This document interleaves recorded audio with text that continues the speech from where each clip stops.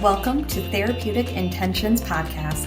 My name is Stephanie Dingbaum. I am a mental health therapist, and I am so passionate about all things health and wellness, personal development, and empowering others to be their most authentic and best versions of themselves. Here at Therapeutic Intentions, we are all about having intentional and authentic conversations on whole body health, healing practices, mindset, and ways to uplevel your life so you can truly be the best version of you.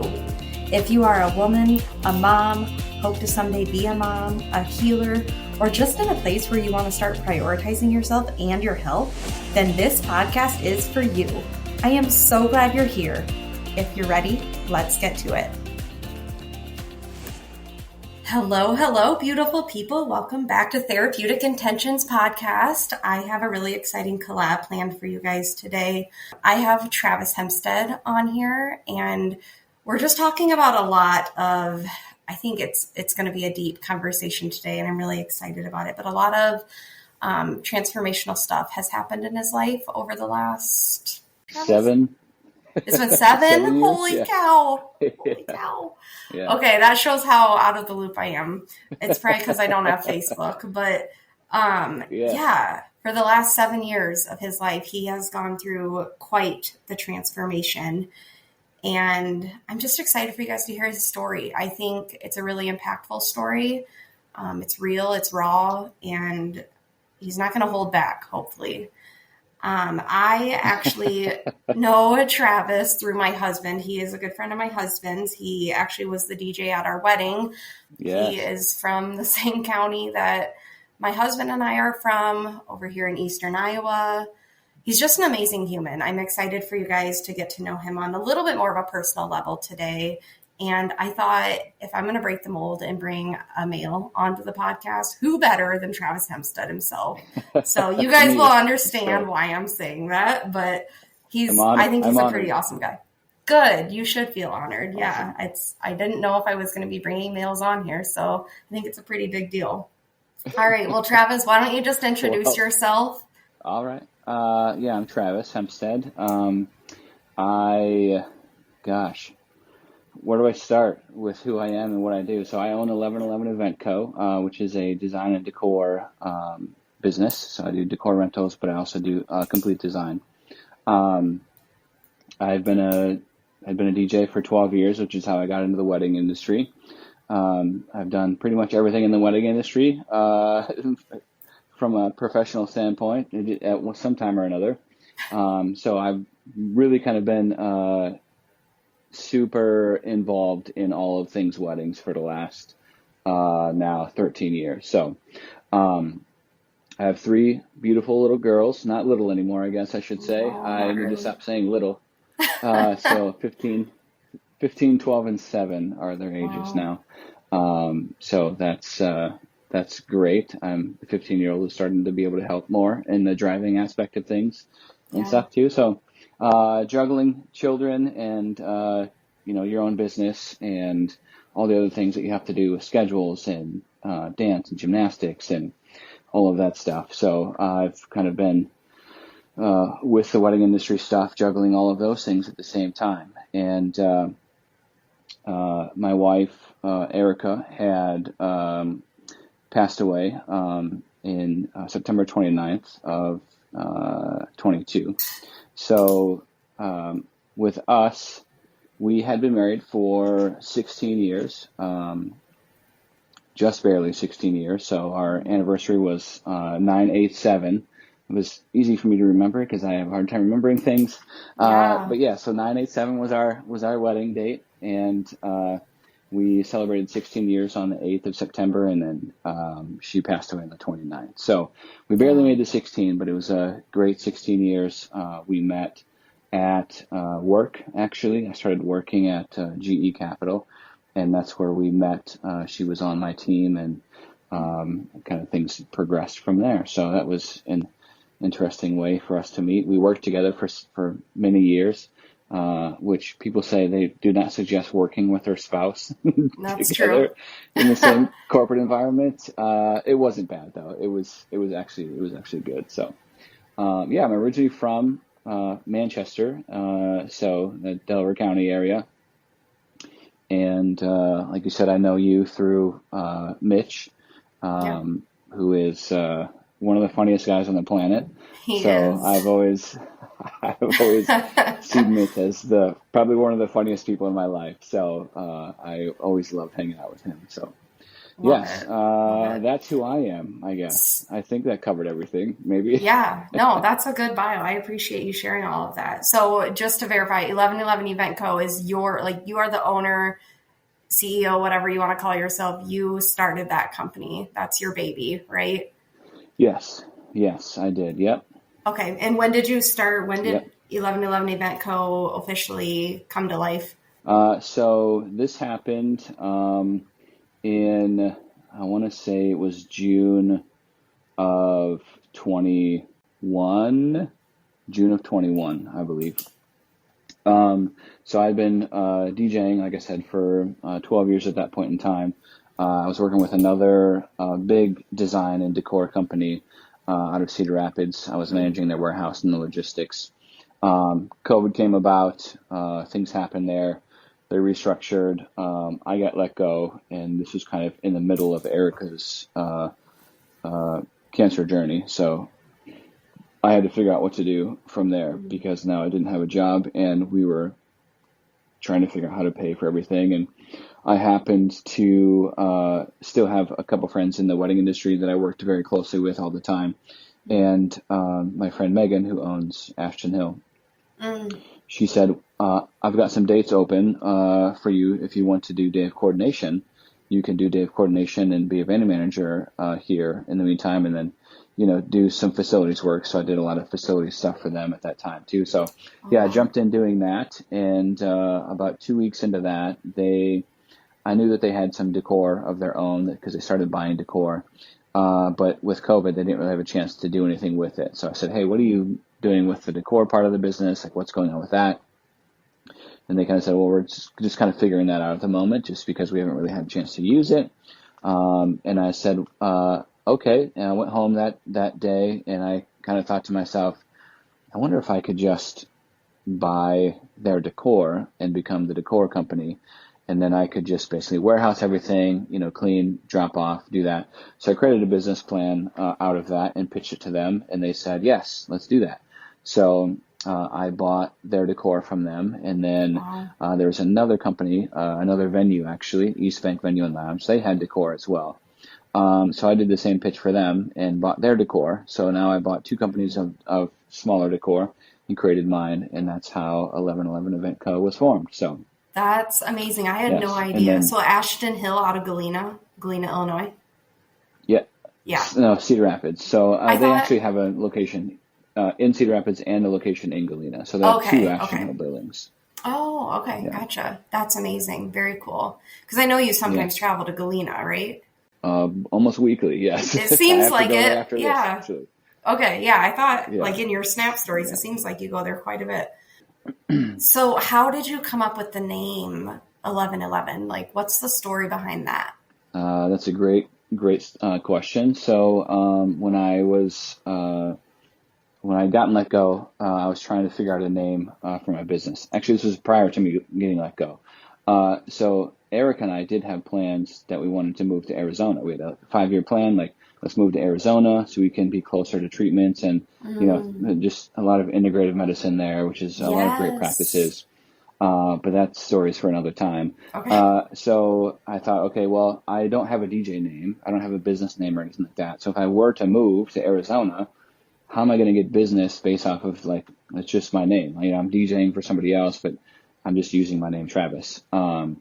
So I thought, well, I just need to come up with my own, like, business name so I can transfer it, now have something to, like, go along with. So I was trying to figure out a name for a business, and you have no idea how hard that is. Obviously, Yeah, you do now. I do. Until you start to create a business, it's like, what is a name that I can use that's going to be good? What are the people going to think about? Yes. How's it going to be in marketing? Like, all of that stuff. How can they, relate to it? How Yep. can they remember it? How can you see it properly on a logo and understand what it is? Like, just all of that stuff. So Oh, I yeah. had such a hard time trying to figure out what I would do for a name for a business for that. I can relate to that. One Yep. day, yes, Yes, Mm-hmm. so hard. So one day I was talking to my close friend Riley, and he's another DJ as well. And I was like, dude, I cannot figure out a name for this at all. I just can't land on something. And I pitched him a couple names. He's like, yeah. He's like, how about like 1111? He's like, you see that and say that all the time. Like that's something that I relate to you. And you said you're always talking about that. You're always seeing that. So why don't you make it something like 1111? I'm like, that's a freaking genius idea. Yeah. So yeah, so 1111. So Erica and I would always say, hey, it's 1111. You know, text, make a wish, all that stuff. And I found out a lot of people kind of do that at the same time. Mm-hmm. Now that I know about this, but more significantly, it was during her re-diagnosis that we really followed 1111 a lot closer. I started seeing it a lot more. It started Mm-hmm. meaning a lot more. It was basically like a guiding sign, a guiding light for us that we were on the right track and doing the right things because, you know, at that time, everything was really up in the air. It was like very, very scary moment of like, what do we do? Where are we going to go now? You know, do we go back to the normal traditional treatments that we were doing, or do we find another answer and figure out where we go from there? So it was basically used as a really great guiding light for us, and 1111 became very significant in our lives. So for me, it was kind of natural to be like, okay, this is a significant point in my life, and this is a great thing to do for my business and a business name. At the same time, the marketing for that is fantastic because a lot of Yeah. people know what it is and they see it and Mm-hmm. whatever, you know, so that's been great too. So, I love it. so yeah, that's kind of where 1111 came from. That's very cool. I love it. Did you get into any other angel number? I mean, like 1111 is a powerful angel number. I mean, one is one of the strongest numbers, but did you get into seeing any other numbers besides 1111? Oh yeah. Oh Okay. yeah, I even still I see Yeah. 222, four four Yeah. four, five five Mm-hmm. five, like all the time. Okay. One one Very one. cool. I'm still, you know, I see that stuff all the time. So, Good, uh, good. yeah, Typically, 1111 is like the portal to seeing the rest. Like that's where it starts, and then yeah, you start seeing others. So that's so cool. I love that. So, yeah, since you all the time. opened the door to talking about this, when can you share a little bit about Erica's journey? When was she first diagnosed? What was she diagnosed with? Kind of the trajectory of, did you start with Western medicine? Did you go straight to integrative, holistic? Like, what was that journey? Yeah.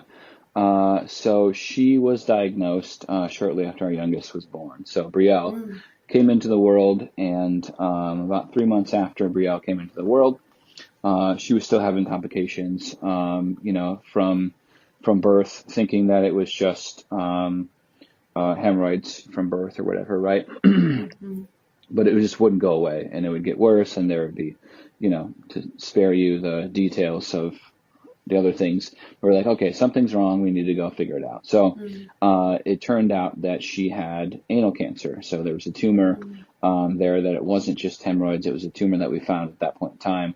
And they said, you have cancer. And it was there. So it was diagnosed as squamous cell carcinoma, as an anal cancer, which is a skin cancer. Yeah. So it wasn't colon. It was far enough down that it was more of the skin, but nothing they could like do about it to have surgery to remove it or whatever. So we had Mm, to like figure out what to do with radiation and chemotherapy. And at that time, you know, is when we actually were starting to get into more like holistic things and like cool. figuring out, you know, what can we do to help our bodies and help our health. And that's the kind of direction that things were going at that point. So we were trying to figure out, all right, do we do the Western medicine approach? Do we do just standard chemo and radiation and go through that and see what happens? Or do we get answers and figure out what to do from there for the integrative side? So we actually did do some research on the integrative side, but at the time we were I feel like we were so scared of like Yeah. letting it go any longer. Like, what do you know, Gotcha. you have cancer now. So Yeah. how long do you let this be before you start doing something about it? Mm-hmm. So eventually we said, okay, we'll start the Western medicine. So we did that approach. We did radiation and chemo.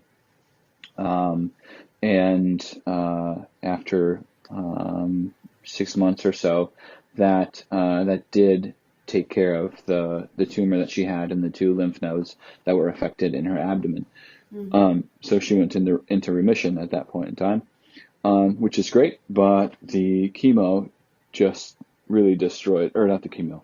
Well, the chemo did, but the radiation really just kind of destroyed her insides, her intestines, things like that. Really? All that Wow. area down around that whole region.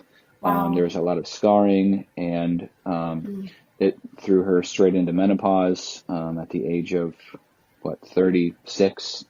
Wow. So it was a lot of change for her, and at the same time, she had just had a baby, right? Yeah. We just had Brielle. She was Yep. trying to breastfeed and do all that stuff. So once we started chemo and radiation, she had to stop breastfeeding. But that was really huge for her because that was her way of connecting, and Yeah. she did it with the other 2. Yep. And Absolutely. that's something that, as a mother, that's everything to you. So she was kind of really destroyed from that, just to figure out like, what do I do?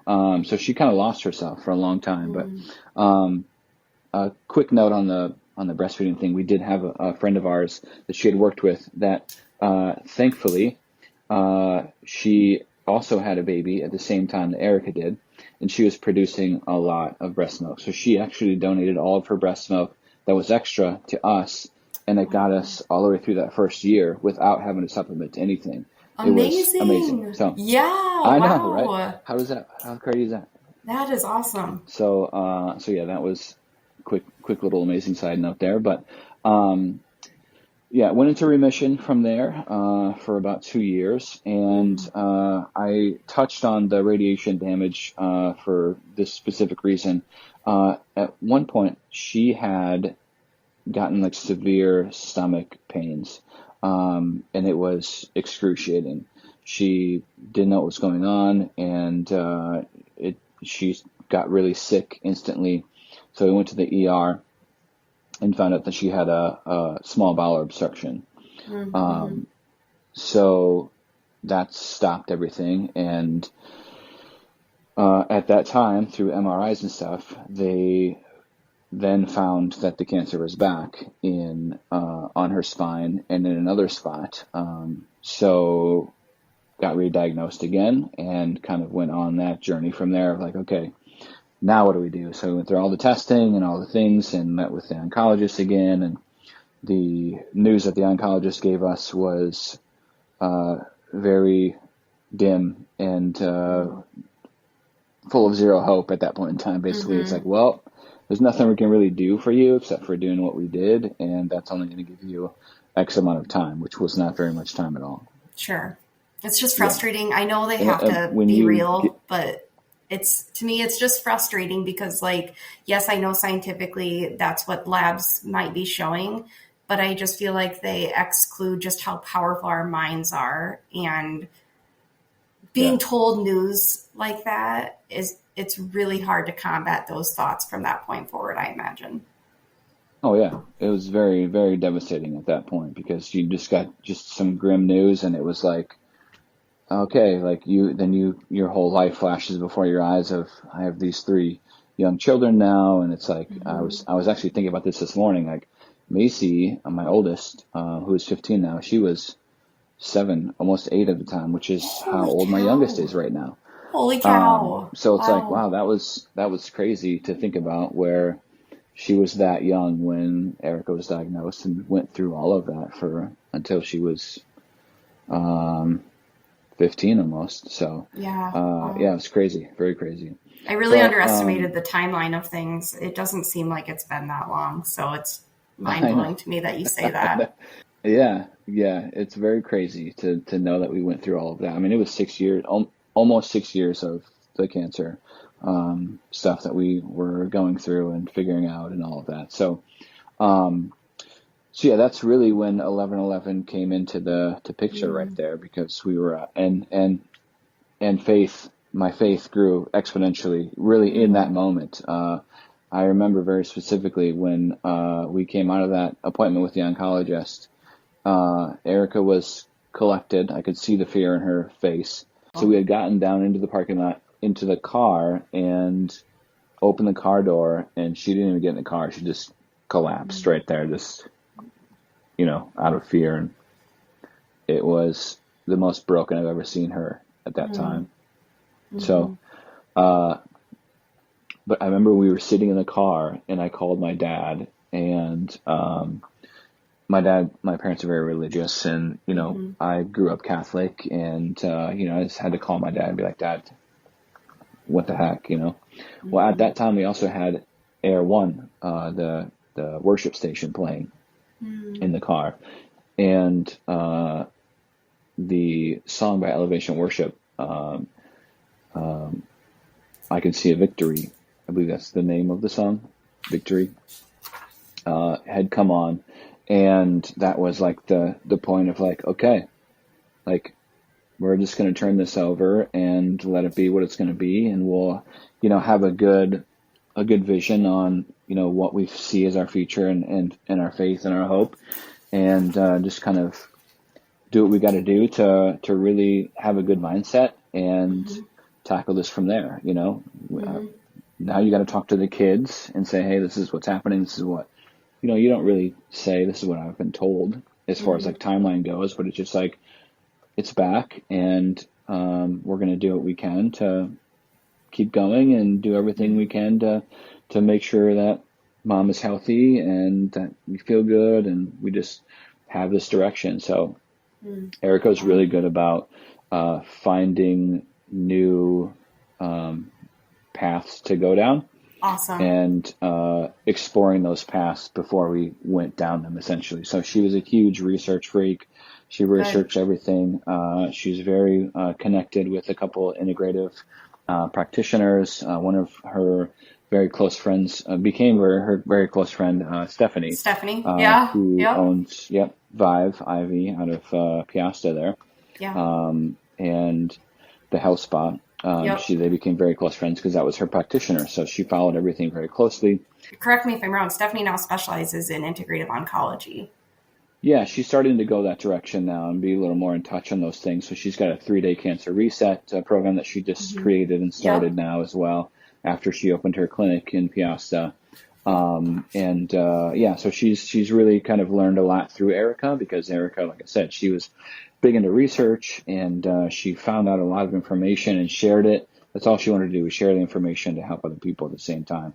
And not only did she help people that, also had cancer, but she helped the doctors at the same time learn new things that they didn't know, and open up their eyes to certain things that they could look into, and now, figure out like, okay, well, how can this play a part into my patients and my clinic and things like that. So it was a lot of this stuff. But was she working primarily with? That's how we found. Sorry, was she primarily working with university then? At that time?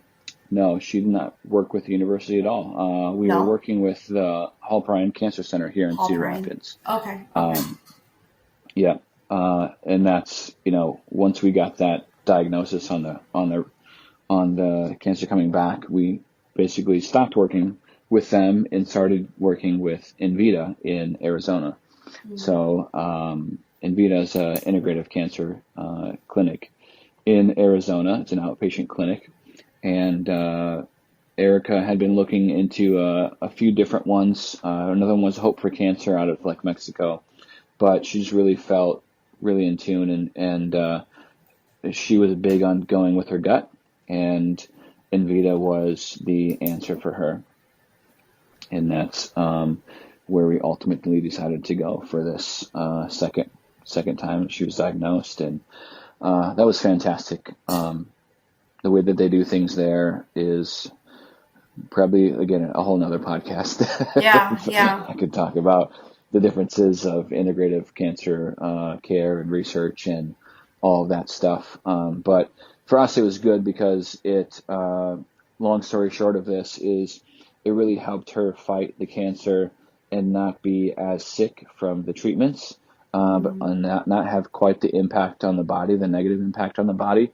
But they also kept a really good eye on your labs and your toxins in your body, and just really kind of supporting your body along the way, where they can give you these certain treatments, but also support you at the same time. So which I feel was at the time was completely missing from the Western medicine here, because you got the treatments, but they didn't do anything to support you in your body at the same time, of detoxing and vitamins and, monitoring your labs and all that stuff. It was just like, here you go. They monitor the cancer, and that was pretty much like, is it gone or is it not? And you're kind of left to your own demise of surviving in that fact. But yeah, Envita did a really good job of figuring out how to make your body support what you were doing and keep you from basically, shriveling up and dying from things immediately. So I really feel like I wholeheartedly feel like if we would have went back to the standard of care treatments, that she would have been gone within 6 months. 100% believe that. Yeah. Yep. Have you ever taken a medication that didn't come with a side effect or two? Yeah, me neither. In year 2 of my fertility journey, I got fed up with the medications that were being recommended for me because they all seemed to come with their fair share of side effects on both my physical and mental health. I then decided to take my health into my own hands, and I set up an intake with an integrative health practitioner. I wanted someone who could help me get to the underlying root cause of everything. I refused to accept the diagnosis of infertility because I knew there was something more going on than what the Western medicine practitioners were catching. Switching my healthcare to the integrative health world was actually the best decision I ever made in the 6 years that we've been going through our own fertility journey. I finally felt I had more control over my health choices, and I felt like I was actually being listened to and heard more. The integrative health world then opened my eyes to Earthly Wellness, which is a company that believes individuals should be empowered to make their own informed health choices. Earthly Wellness is such an amazing company in my mind. They produce herbal remedies and body care products that support health naturally. This meant finally no side effects. Products with actual clean, non-toxic ingredients that won't harm my body or cause other symptoms to flare up. Products that have ingredients in them that I actually recognize and I can pronounce too. At first, I just tried their Good Night Lotion and Immune Aid vitamin C capsules. Then I eventually got into using 1 or 2 of their tinctures that they offer as well. I have had a good experience with literally every single product that I've ever tried from Earthly. They make me feel great, and they've been extremely beneficial for me through this fertility journey. I'm not the only person that speaks highly of Earthly either. Listen to these testimonials from other individuals who have seen success from using Earthly's products. One says, "My sleep has improved a ton since using the gut health oil from Earthly. I started using it at the beginning of April, and almost 2 months later, my sleep has sustained." Another one says, "My menstrual cycle has been off for years, and the only supplement I've added has been the gut health oil. And since starting that, my menstrual cycle has been more regular." Amazing testimonies, you guys. If you're looking for a natural, non-toxic product that can benefit both your physical and your mental health, look no further, because Earthly is a trusted company that can truly support your health needs. Earthly has a variety of products for all ages as well. Besides body care products and herbal remedies, they also carry vitamins, minerals, cleaning products, baby products, and skincare products. It's truly a one-stop shop. So, if you're looking for clean and safe products to use around the home, on yourself, as well as for your kids, go to the link in my show notes and see what Earthly has to offer. I wouldn't be recommending a company that I myself didn't strongly support and believe in personally. Another great benefit about Earthly is their prices are affordable as well. People often complain that the downside of seeing an integrative health practitioner is that you have to pay for those services out of pocket. My pushback to that is you could be spending that money on Western medicine procedures, medication, more medication to fix the side effects from the initial medication, doctor's visits, etc. You have to look at your health like it's an investment. And all of these things are a part of that investment. So you're spending less in the long run, really. Another amazing benefit of ordering through Earthly is that all of their products are completely clean and non-toxic, which means they have absolutely no parabens, no phthalates, no fragrance, no preservatives, no allergens such as corn, soy, gluten, dairy, or nuts, no junk at all, you guys. And if you are like me and you're trying to rid your home of toxic products, then Earthly is your go-to place to shop. In today's world, our society normalizes living with certain symptoms, and I just think it's ridiculous. It does not have to be normal to deal with overactive thyroids. It doesn't have to be normal to deal with unbalanced hormones. It doesn't have to be normal to have heavy and painful periods. It doesn't have to be normal to deal with daily bloating. These are all symptoms, and there is an underlying root cause to all of it. Earthly has products to support not only those symptoms, but also the root cause of it all. Be honest, wouldn't you love to kick one or two symptoms that you deal with daily? As a mental health therapist in a small rural county in eastern Iowa, I recommend Earthly products constantly to clients. I always suggest trying something holistic before using medication or something that the body can become addicted to. That way you don't have to worry about experiencing any side effects as a result of using that product. If what you're hearing resonates with you and you want to try out an Earthly product for yourself, go into my show notes for today's podcast episode. I will have my affiliate marketing link in the notes for you.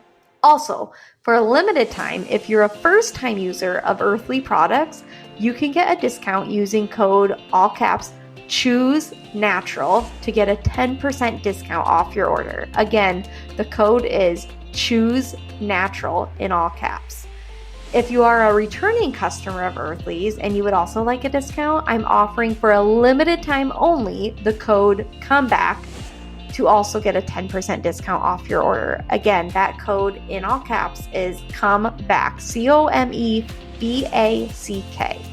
Improve your sleep today, you guys, and feel better mentally, physically, and emotionally. Seriously, consider making Earthly Wellness a part of your health journey today. All links will be in my show notes for today's episode.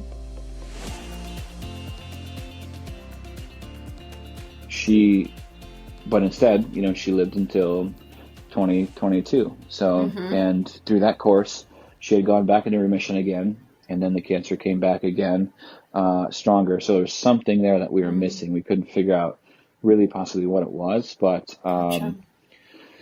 it just kind of started taking over. That last time it came back, it just came back with a vengeance, and we tried so many other things and figured, we went to Philadelphia, we went to Austin, we were all over the place. We didn't leave really anything unturned for what it was that we were going to do, because, for me, that was worth it. For us, that was worth it.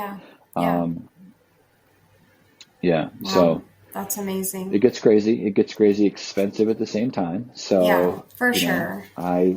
That's where the Erika's Journey Facebook page came in, is trying to figure out, okay, how can we get the support that we need to get these cancer treatments that we need in the right way.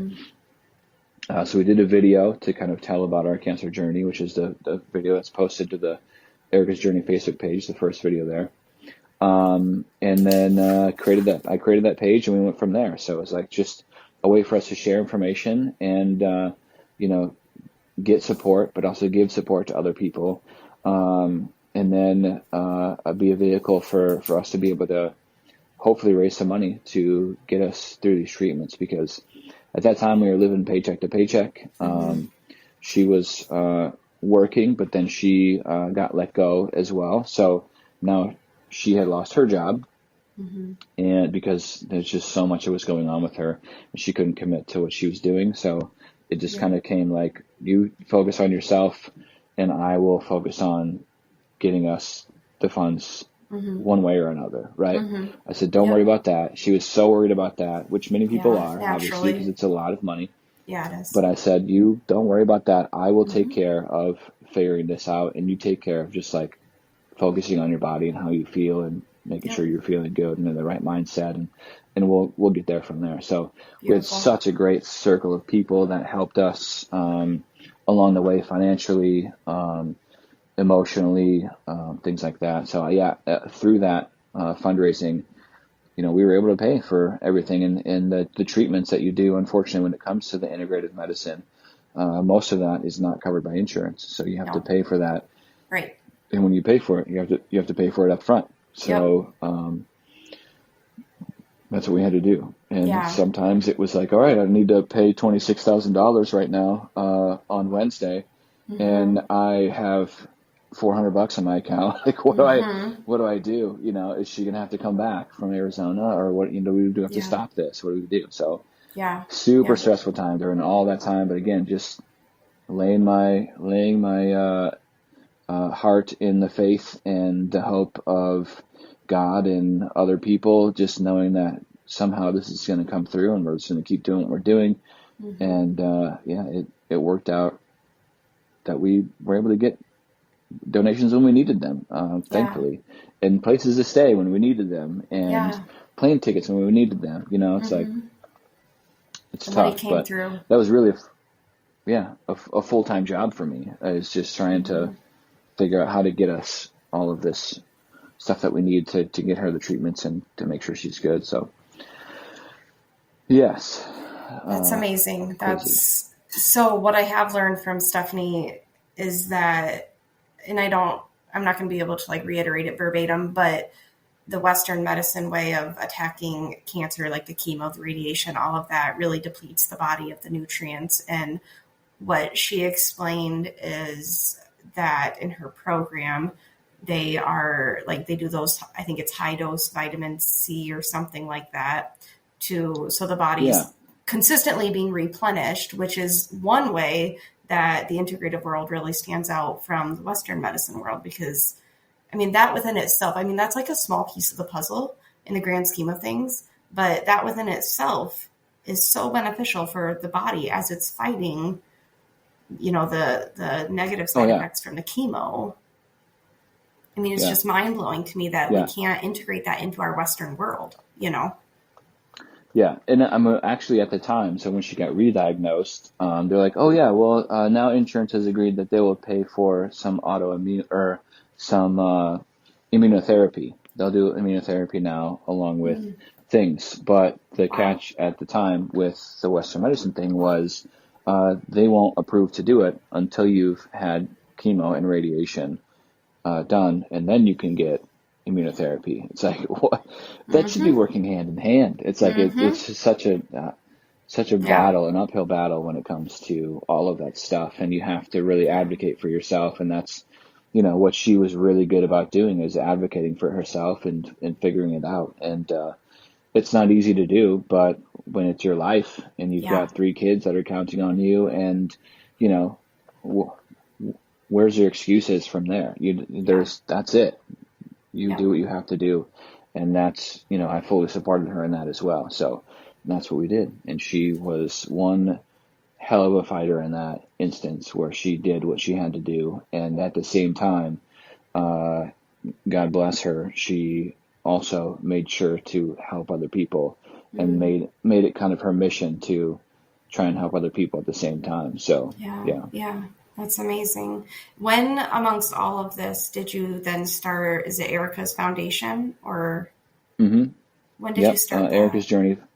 So the Erika's Journey Foundation did not get started until after she passed away, Okay. because that was, now I didn't need to raise money to help us anymore. Now I could start raising money to help other people, and I wanted to kind Mm. of carry on her legacy in that, because that's one of the visions that she had, was to create a website and create this foundation to be able to get the information out there, get resources out there to people, get support out there to people, Mm. financially support people, just to be able to help them in ways that we got helped, but also another way to share her knowledge that she had, off of the research that she did and the classes that she took.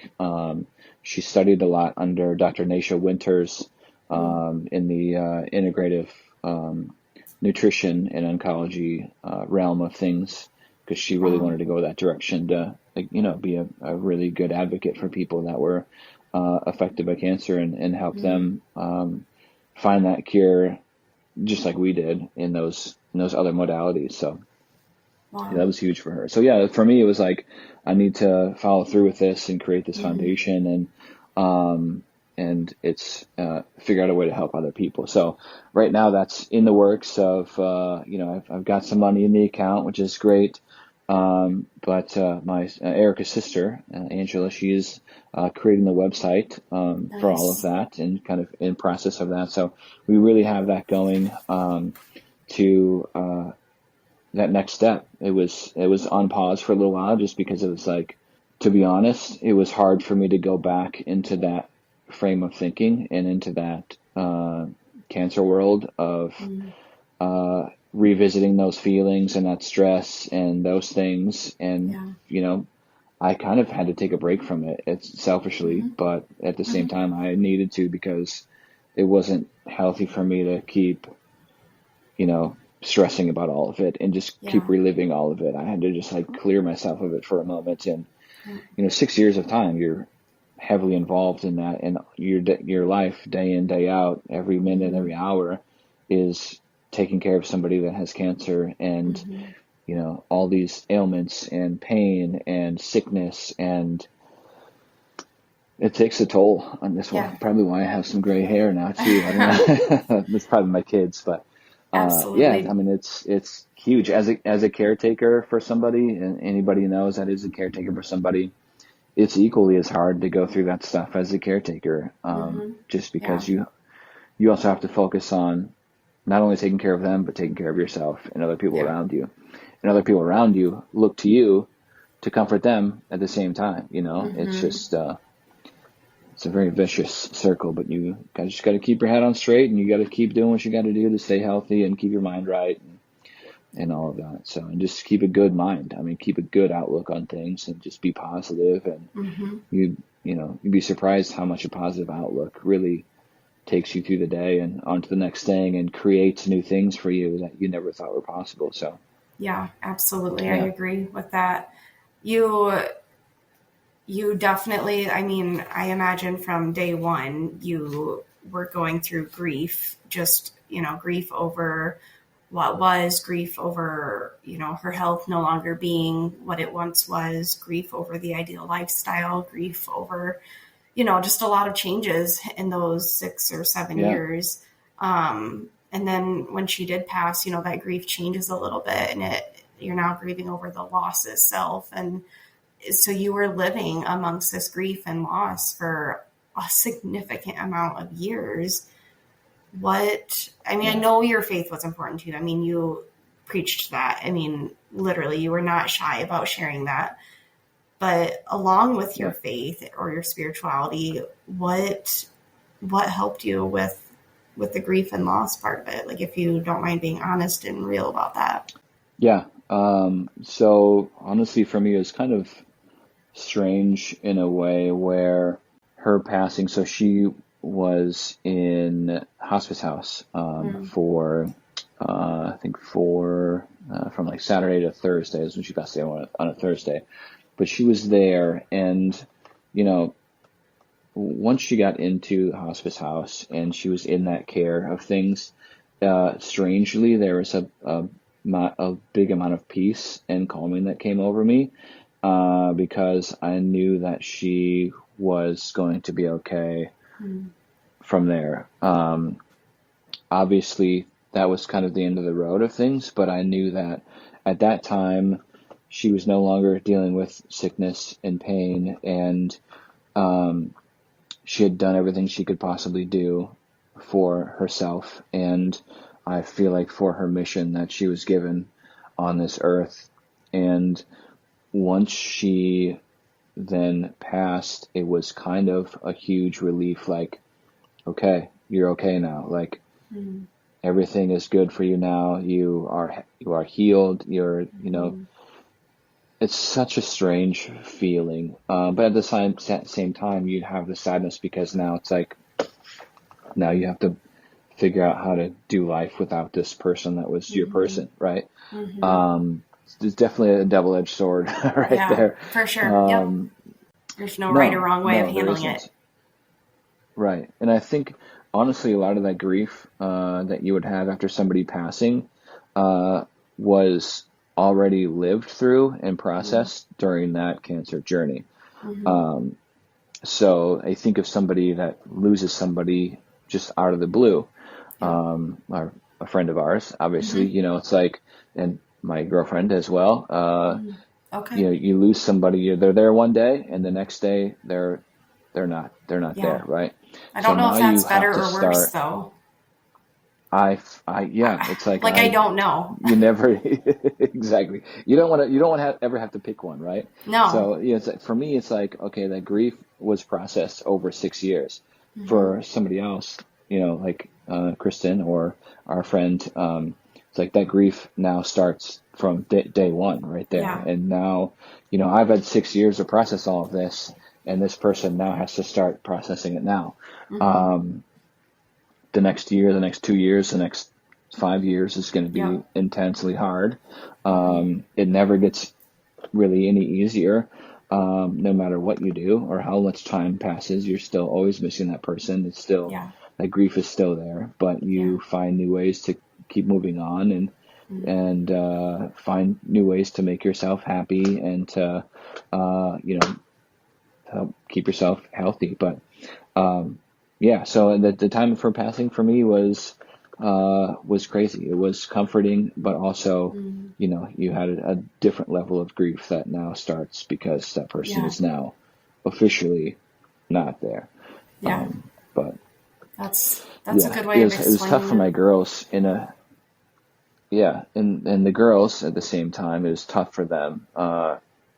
Number one, tough for them to see their mom go through the things that she's gone through over the last Mm-hmm. 6 years. But also now tough for them to feel like she's really gone, because my oldest said, I just feel like she's in Arizona still. Like, it really hasn't hit me, Yeah. because she Yeah. spent 6+ months, a couple different times Yep. away from the house in Arizona, not here. So Yeah. through that, it was like, it was kind of different, hitting them differently as well, of like, Yeah, I mean, you I know, would compare it to like kids of soldiers, in the beginning, it's just like, oh, they're just deployed. They're not gone. They haven't yeah, passed away. It just feels like they're deployed again. And yeah, I feel like that's yeah, that's a very real feeling for sure. yeah. It's been tougher for the youngest one, Brielle, Yeah. who is now Yep. 7, but Yep. it's been tough because she didn't know anything any different. She's Yep. known mom to have cancer essentially her entire life, which is Hmm. crazy to think about. Hmm. But she was still always there. So now she's missing her a lot. She's always missing her. So Yeah. she's kind of had the Yeah. toughest time with it. But to kind Yeah. of think about that, is she was diagnosed when she was born. So she Yep. didn't know anything different than mom having cancer essentially the whole time. So Right. Yeah. crazy, crazy thought there for That sure. is absolutely, that's completely understandable. Did you guys, like, as a result of her health journey and the cancer journey and all of that, did you guys integrate integrative approaches into your health journeys now? Now that you can be a little more Oh proactive yeah. about it? I mean, even during the cancer process, as we found more things, and as Erika found more things through research and stuff, like, we converted our whole house, we Mm-hmm. converted a lot of our nutrition and the Yep. things that we ate and the Yeah. ingredients that we did. I mean, everything from skincare to nail polish to the air in our house to the water that we used. Mm. Um, all of that. It was a complete switch on all of that. So it was easier at the time when it comes to like nutrition, because Erica was so good about cooking pretty much Yeah. anything. That girl was a chef, and she could make a vegan dish good for everyone to eat, and everybody was like, Mm-hmm. "Oh, this is amazing." Um, I, on the other hand, I am not that good. I can't do that. So it's way harder. Oh, I see yeah. how people are like, oh, I can't eat like that.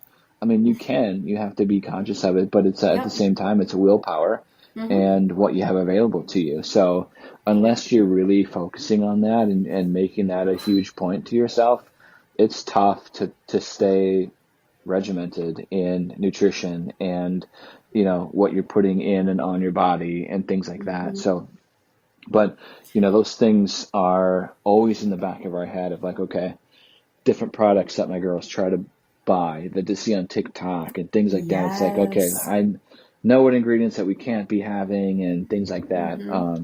Good. Yeah, our Good. nutrition isn't as great as it used to be when Erika was around, just because, like I said, it's so hard for me to figure out how to cook that way. Yeah. But I absolutely have gotten much worse in that fact. We're just kind of go back to the normal. This is easier, I mean, it's unfortunately sometimes it's like, okay, it's just easier to DoorDash something at this point and not have to make something. But all the meat that I buy is organic, grass fed. Awesome. Those types of things that you think about. The milk that we buy is almond milk, and just a lot of that type of stuff. I try to figure out what we were buying before. I really kind of learned all of the shopping from Erika, and have been pretty good about trying to find all of that same stuff, like the alternative things to fruit snacks. What's the better fruit snack? What's the better juice? What's the better, meat? Things like that. So I did learn a lot from her in that fact, which has been great. And then even when it comes to like care when a kid gets sick, gets a cold or the flu or whatever, like all of that stuff has changed for us on the medicine that we use and approaches that we use for immune system and things like that. So amazing. It's definitely been a good shift in that fact. Yeah. Which obviously it's hard to sometimes see the silver lining when someone passes, but if you wanted to, you could choose to look at it like your girls' health is in so much of a better place, even like it sounds like hormonally probably in a better place than it would have been had she not gone through that journey. It's almost in a way like she was here. Oh yeah, they're definitely 10,000 times better because of it, and way ahead in their health and thinking and things like that. Just knowing like not only what she went through, but the information that she shared on the health benefits of things, but then also seeing her determination and her mood and how she handled things. And, I couldn't be any more grateful for that part of the journey for my girls learning these things. Even though it was during something that was really hard and really devastating, essentially. There's a lot of great things that came out of that for sure. That's good. It's good that you can see that now. And I mean, for people that don't know Erika, I mean, she was just such a beautiful soul and there wasn't anybody like her. And I know you said afterwards, like you have notebooks that she just filled with research. And I'm sure that within itself has got to be so overwhelming. But I think it's amazing she did all of that. Yeah. I've got a tote with multiple notebooks that have just endless notes that she's taken based off of research or the classes that she took to become certified, just all of that stuff. But I look at it and I'm like, man, this is so much stuff and information here. I've given a lot of that to Dr. Stephanie and say, hey, here's some information for you. Like if you have time, obviously look through all this and hopefully it will give you something like. So we've exchanged the notebooks back and forth, so I can have her kind of look through those things at the same time and stuff like that. But that's awesome. Hopefully I can apply some of that information and stuff to the website once that's up and running and things like that. So that would be amazing. It'll be great. Yeah, and shout out to Stephanie Grutz. I mean, love that woman. She is doing amazing things in her business in Piasta. She oversees my integrative health practitioner that I see. So I feel like I'm in good hands with her and with just everything I do at the health spa. It's just an amazing place. And the cancer program is just one of many just amazing healing modalities that she has to offer there. But we are lucky to have Stephanie in our neck of the woods because of the integrative oncology research and expertise that she brings to the table. It's amazing. And not only that, but the connections that she has as well, the connections and resources that she has to be able to send somebody to or refer to or draw from or anything like that. So definitely. Yeah. Awesome. Travis, I really appreciate you sharing this. Is there for listeners, I mean, I'm obviously going to put a lot of these things that you mentioned in the show notes, like Erika's Journey Foundation Facebook page. I'd also like to put the link to, is it Invita, the cancer clinic in Arizona?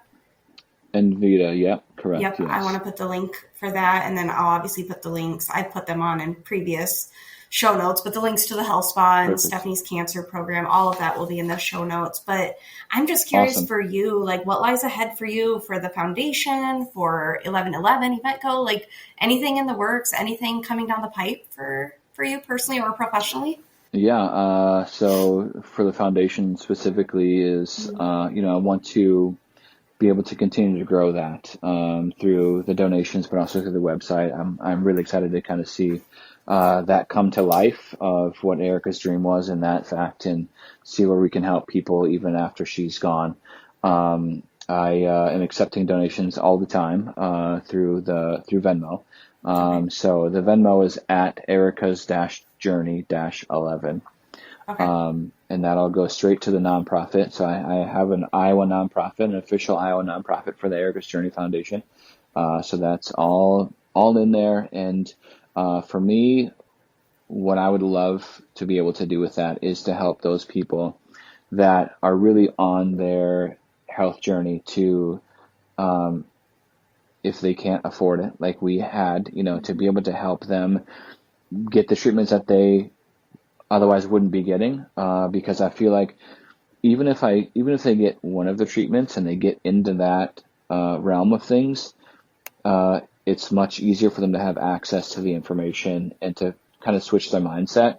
As soon as you get into like, okay, I'm doing an integrative practice right now, and it's like, boom, now your mindset changes to integrative modalities and figuring out how you can make your health better through all these different ways, and not just relying on your family doctor to tell you what you can and can't do. It's like that's something that I feel like is a good change for people to self-advocate and really kind of open their eyes to what is on this side, because I didn't know that where any of this stuff was. I didn't know what any of these things were. I didn't know the possibilities until we started to go down that road and started that in Vita.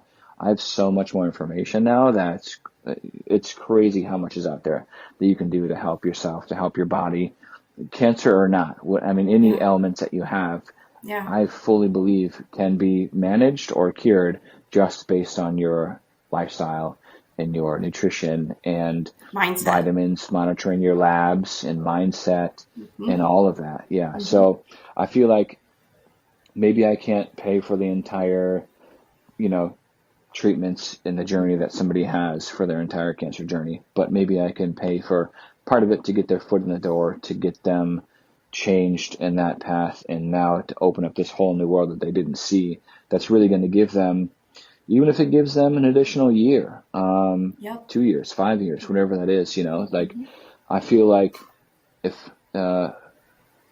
one thing that Erika was fully believed on, if you can change just one person's life in one way, whether it gives them an extra day or just any extra time, obviously that's worth it, to be able to do that and give them a better quality of life along with these treatments, and not just, the treatments themselves, I guess. I don't know if that makes sense, but yeah, it does. And I think you hit on a good point, and something I want to expand on a little bit is, one thing, the reason I live now in the integrative world, I do think Western medicine serves a purpose, and I'm grateful for it. I mean, it served a huge purpose in my life when I broke my neck, and I'm grateful for it being here for those purposes.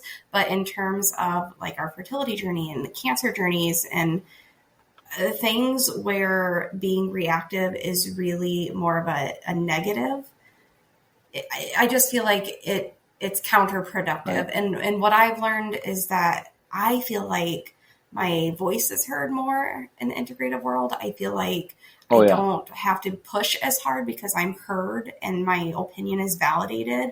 Whereas we tend to go to a Western medicine and we put the doctor up on a pedestal because their word is gold.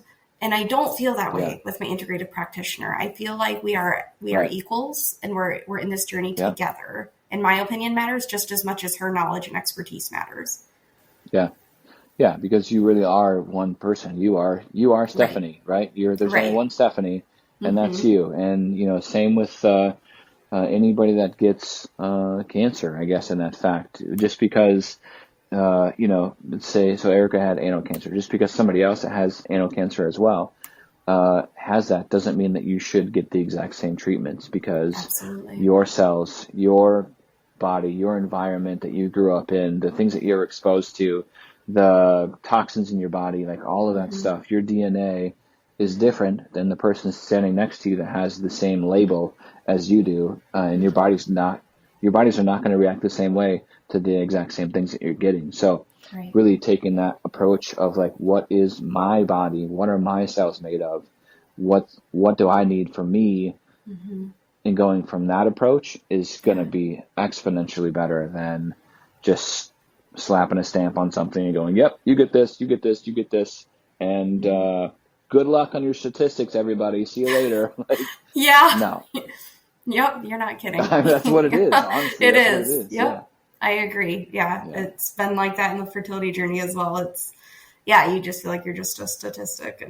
And that's why I'm a huge advocate for, like, you will not put you won't put a diagnosis on me, first of all, because statistically speaking, even mindset wise, statistically speaking, once you are diagnosed with something, then your identity becomes that. And that, even within itself, is so detrimental to the healing journey.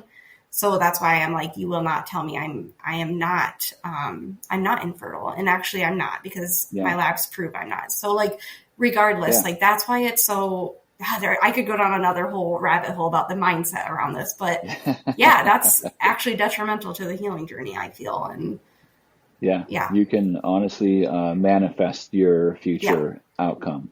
Yes, really. If you identify as a sick person or an infertile person or whatever it might be. Not to say that you can still be sick. It's just, don't take on that identity like, this is who Travis is. This is who Stephanie is. She's so much more than that, though. You know, that's why I say that. Yeah.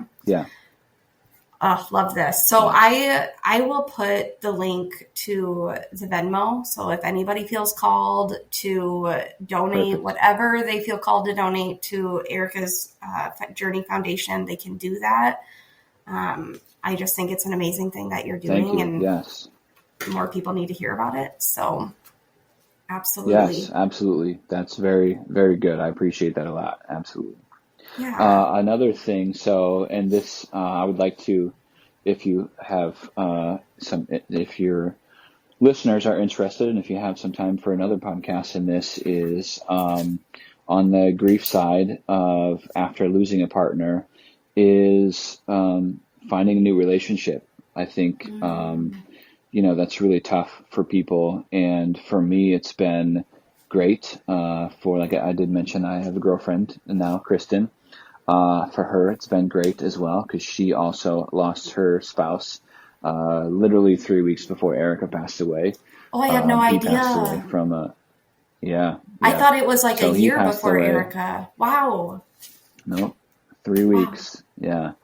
So he had a cardiac event and unfortunately did not come back from that. So, that's something that's been crazy for us together, is to be a support. And we've also, people have seen us moving forward. You never move on. People are like, oh, you're moving on. Like, no, you never move on. That's not a thing, right? But seen us moving forward together, and it's helped a lot of people in that aspect too. So, I think if there is interest in talking about, finding a new relationship and navigating that after a loss, I'm happy to jump on and talk about that too, because it's been such a great thing for the both of us to be able to, find happiness again and navigate, our feelings and navigate the grief. As I said, her grief is different than mine, because her experience is completely different than mine. But, we're still there to be able to provide support that, you wouldn't be able to provide in the before. So I think we're both very blessed in that fact too. So she's wonderful. So I'm glad to hear that. I'm really appreciative that you brought that up. I 100% would like to do a podcast on that, because awesome. I haven't touched a lot on grief and loss with the podcast, but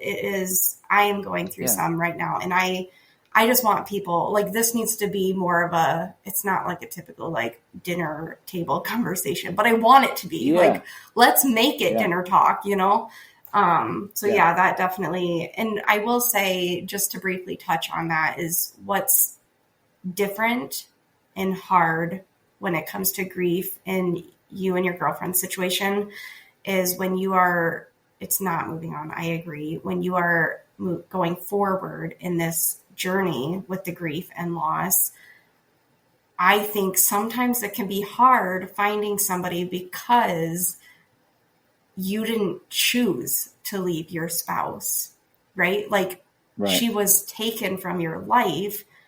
And I just think it's a lot of pressure put on that next person because you didn't choose to leave her. She didn't choose to leave you.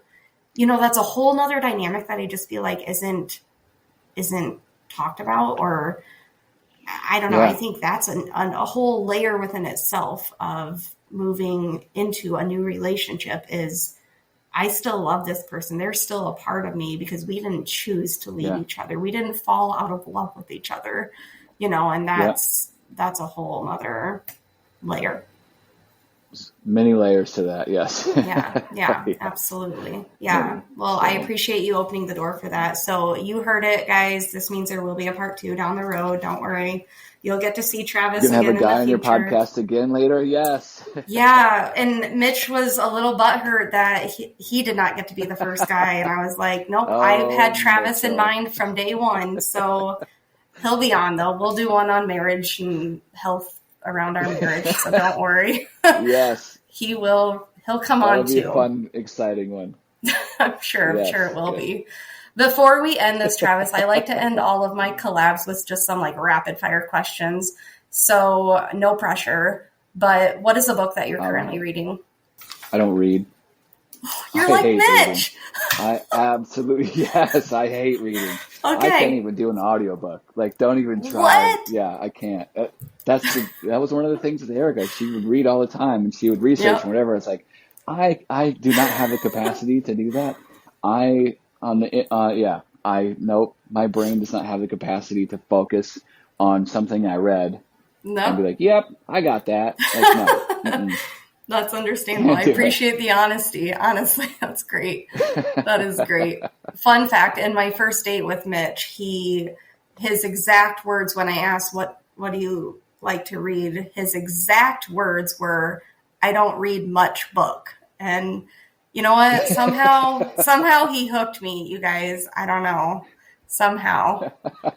All right. The only book he reads is that toilet bathroom book, whatever that is that you got in the bathroom. You are exactly right about that. Yep.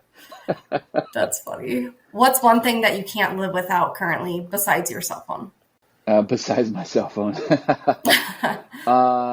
Gosh. I mean, it sounds like the obvious answer, but you know, my circle of people, my girlfriend, my kids, my friends and my family, you know, it's like, if I didn't have that along with faith, I don't know where I would be. I wouldn't be in a good place, even if I was here. So yeah, preach. Absolutely. What is your current go-to podcast? Same thing. I don't listen to podcasts either. Honestly, well, I'm shocked. I thought you were huge into podcasts. No, I listen to me. I mean, as a DJ, I always listen to music. Okay. Okay. Well, here's another thing. I guess I'm getting old, so this is a telltale sign of me getting old. I listen a lot to the Lynn County Fire and EMS scanner on my app in my car all the time. If it's not music, it's the Lynn County Fire and EMS. What? I don't know why, but I remember my dad listened to the scanner as I was younger. I'm like, yeah, I'm officially old now.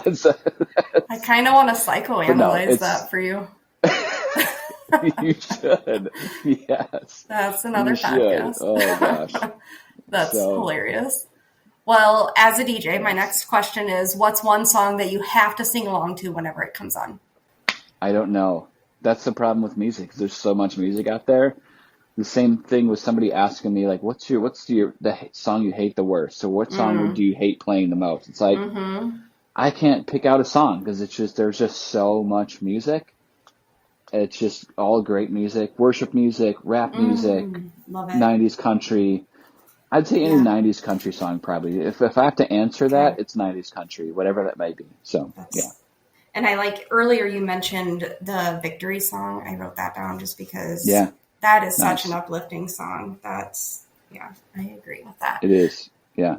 All right, last one. What's your favorite way to relax at the end of a long work day? Either to sit on the couch and watch Frisbee golf tournaments on YouTube, which I don't know where I started doing that, but I do. Yes. How boring does that sound, right? No. It's relaxing. Or Okay.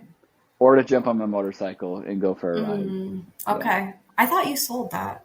Did you get a new No, one? I sold it because I bought another one. Okay. So I had to sell that one because I bought another one that I found that I liked better. Wow. So yes, I do have that. I do have a motorcycle, which is, I love the freedom of just being out. Yeah. Yeah. It's good. I call it my rev therapy. Well, I like that. I like that.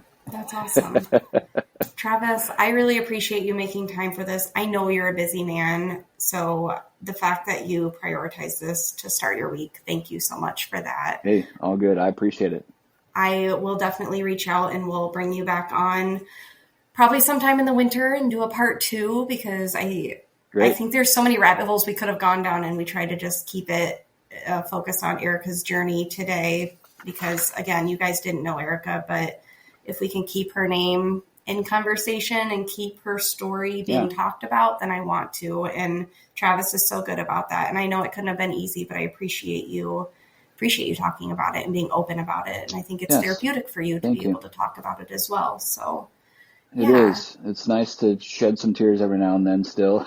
Yeah, it is. It's very therapeutic to do that. Because, I would agree. Yeah, it definitely, It also shows you're not a robot.